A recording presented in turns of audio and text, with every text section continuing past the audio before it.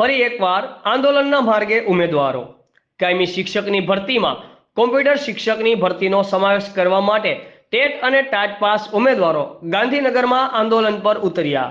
અહેવાલ સુરેશભાઈ પારગી, આઝાદ media live, Gandhinagar.